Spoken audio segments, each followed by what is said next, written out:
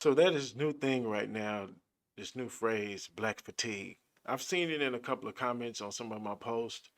And this, I don't know how to think about it, you know what I'm saying? So I wanted to do some research and just get a open mind perspective of what people are calling black fatigue and why.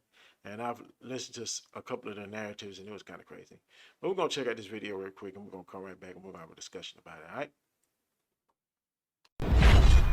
Welcome to On the Track with Mr. Lee, the podcast where it's always going down. Concept of black fatigue. Is this a real concept, or is it just something that's happening, or is it just a social media hashtag? No, it's something that's been bubbling up behind the scenes for an extended period of time now. And I don't even think it necessarily should be labeled black fatigue. It's the easy way for us to categorize it. I think that it's more or less about N-word fatigue.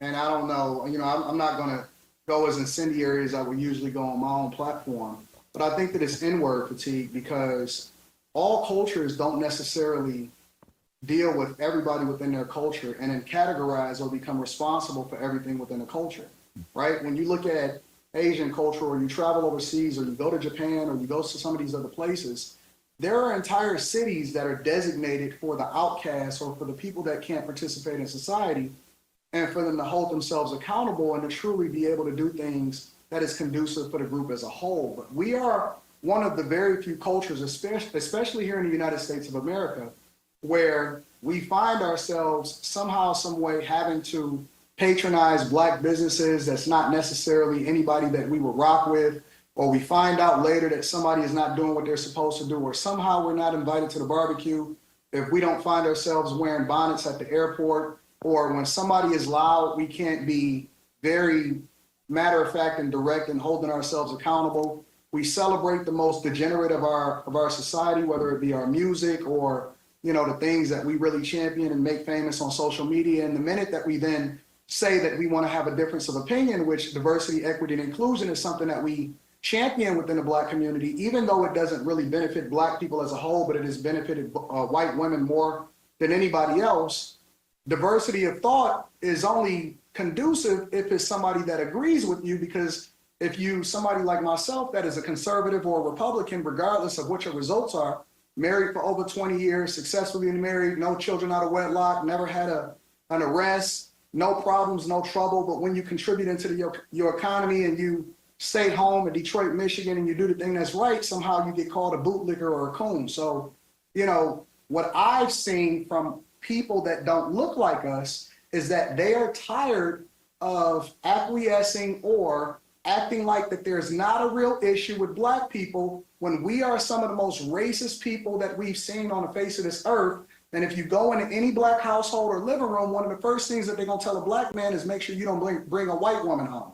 One of the first things that they're gonna say is make sure that you vote for Democrats regardless of whether we are conservative in how we live our lives. So what white people are finally starting to do is get the courage to say, nah, we don't necessarily agree with you.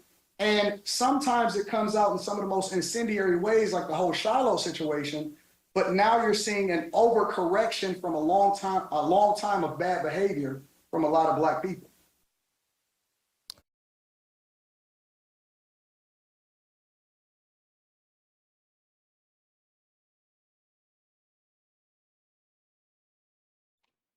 Okay.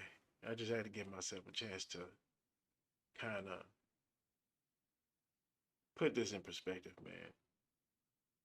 This guy, Anton Daniels, I guess that's what his name is. I'm gonna call him a Caucasian. That's what I'm gonna call him, man. Fam, first of all, bro, this 2025. Don't nobody care if you bring a white woman home or bring a white man home. Don't nobody care about that in 2025, fam. You got white cats out here rappers saying nigga. You got whites at rap concerts where they fill the seats up saying it, and ain't nobody even tripping with that shit like that. You know, so they just call a spade and call it what it is. When you're using the N word with the ER and you being belligerent with it and you being a racist with it, nobody's standing for that, fam. You can talk about N-word fatigue. You can talk about all of that shit. That's goofball shit to me, fam. And I know you got to stir the narrative because you're getting paid. Just like Django Whitlock is getting paid to do what he do. That's why y'all do what y'all do, fam. You should be ashamed of yourself, fam. Really, you should be totally ashamed of yourself. Black fatigue, why is it even a thing? You know what I mean? It should be ignorance fatigue, coon fatigue. You know what I mean? The way that you carrying on, fam, and talking all of this backwoods shit like somebody you want to be invited to the motherfucking picnic and to the cookout if you got a white woman on this, man, cut that shit out, bro. You know that in 2025, that ain't how had nobody rocking with that. Then you just want to stereotype everything. Oh, you're wearing bonnets and you're talking loud. Fam, black people ain't the only people that talking loud. You got hoods, you got trailer park. Both of them the same thing, no matter how you spin it. And all of them have the same type of tendencies and the same type of behavior because that's where they are and that's where they at. But you ain't gonna talk about that. Talking about culture this, culture that, man. Get out of here with that shit, bro. Every race has the same type of issues and dealing with the same type of folk. You know what I'm saying? But you wanna split this shit and divide it and make it into some racist shit. Man, get out of here with that. You know, to me, y'all leave y'all comments below and let me know what y'all think about it. I want to hear whether you agree with me or not. Leave the comments below. And make sure that you hit the subscribe button and the alert button so that you can be in tune and tap in when I'm dropping content. All right? This is Mr. Lee. I'm out, and this is On the Track with Mr. Lee 100.